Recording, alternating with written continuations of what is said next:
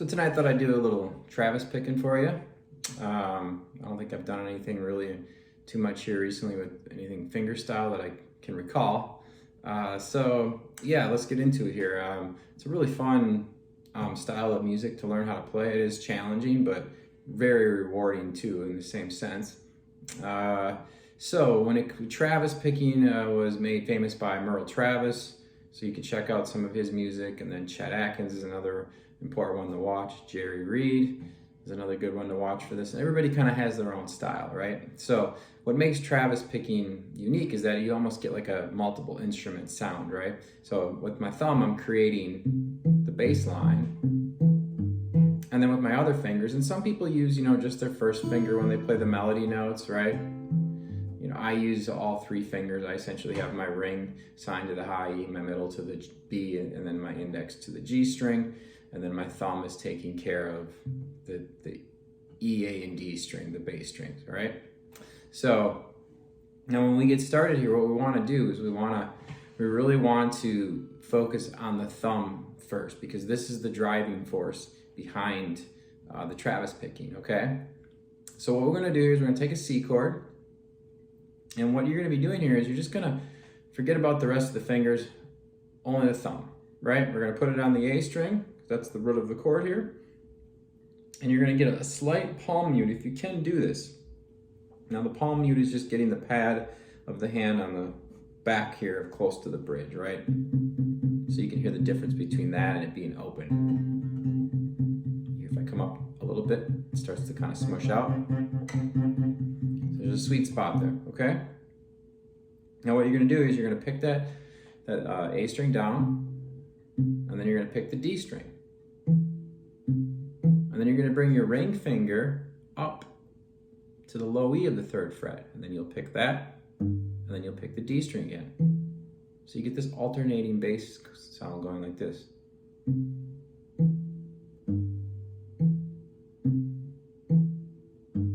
Right? So you're just going to have to, if you've never done this before, please just spend some time. You can even put the rest of your fingers just down here like this and just kind of get them out of the way for now. Okay, so this is what you're going to have to do for just a little while to get used to this. Because like I said, the thumb is what makes everything go. The thumb has to learn how to have a mind of its own so you can focus on playing melodies when you're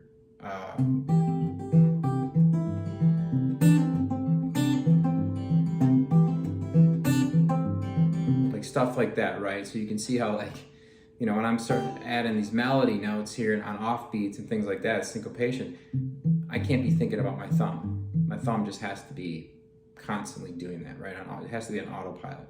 Okay, so spend some time just doing that. And then when you're comfortable with that, we're going to go to a G7 chord here. And all we got to do here is bring these two guys straight up, so they're on the E string of the 3rd and the A string of the 2nd, and then your first finger drops down to the 1st fret of the high E string, and that's a G7 chord. Now here we don't have to do any finger movement. We just simply we're on the E string first, so we go E string, this is our bass line, and then the D string, and then the A string, and then the D string. So we get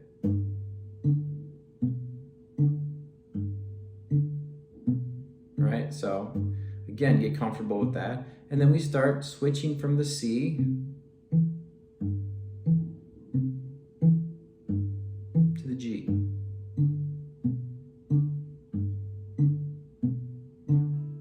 Okay, so do that, until you're feeling a little, like you got some confidence with that you can keep that going without any, without too many issues or stopping or anything like that, right? Okay. Now what you do, then the next step here is you start out with just getting one higher melody note involved. So what you're going to do is we're going to focus on getting the high E string first here from your C chord, right? So we start out with our bass line, and then when you're ready here, you start when you're on the A string. So I'm counting 1, 2, 3, 4, and then on 1, I'm going to pinch the high E string and the A string together. Now, you may want to use your first finger. This is something that everybody has to decide for themselves how they want to do this, right? I started learning finger style first, so I'm comfortable with having these 3 fingers down here assigned. G string, B string, high E string. So we get this stuff. I get my bass line going. And I'm going to add in the high E. And you may need to go slower. It's okay. You should be able to just maintain a nice steady, okay? So once you can do that, then when you're comfortable with that, then you add in the B string with the middle finger, right? So maybe you start now going bass note, bass line, and then the B string.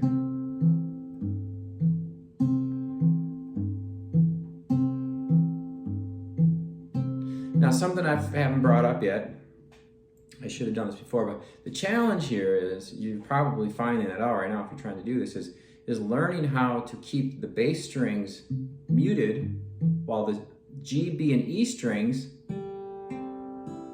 ring out.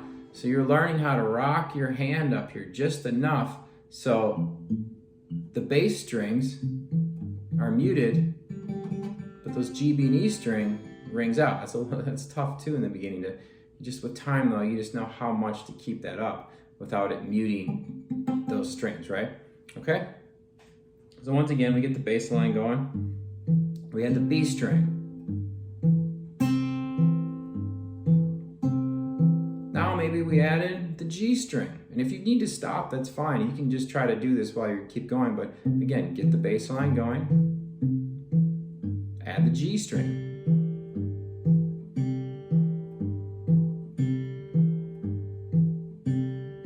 Go slow if you need to go slow.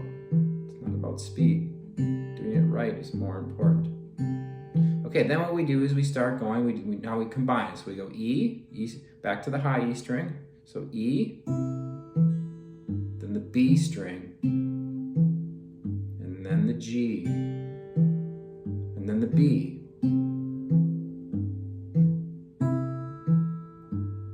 B,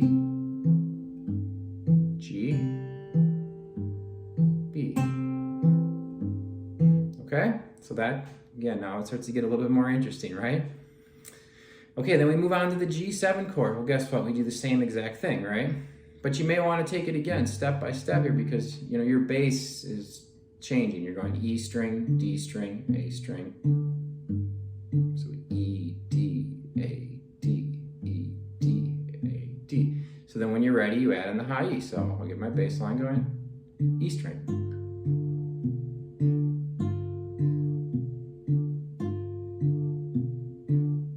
When I'm ready here, I'm not getting that cleanly. Okay, then when I'm ready, I'm going to add in the B string. So here we go. So bass line.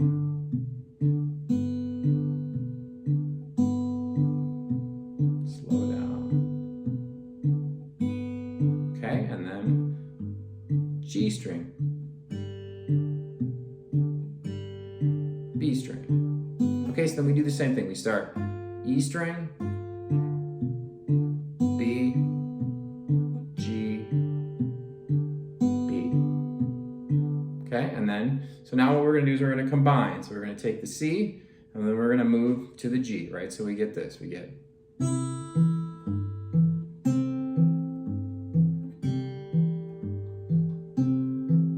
G,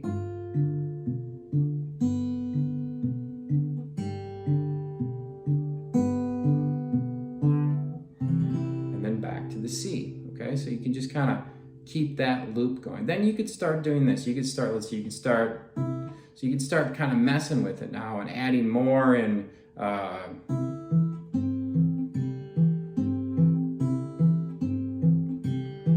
now what I'm doing here is I'm picking the E, and then when I get up here with my bass note on the E, I'm picking the B right away. So basically it's on 1 and 3, you could say I'm picking melody notes. So 1, 2, 3, 4.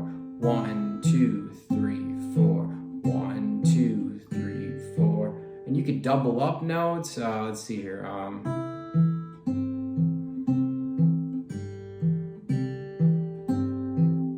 You see how you can start like making some more interesting things. And again, this is still, it's very simple, right? And then when you go to the G, the same thing.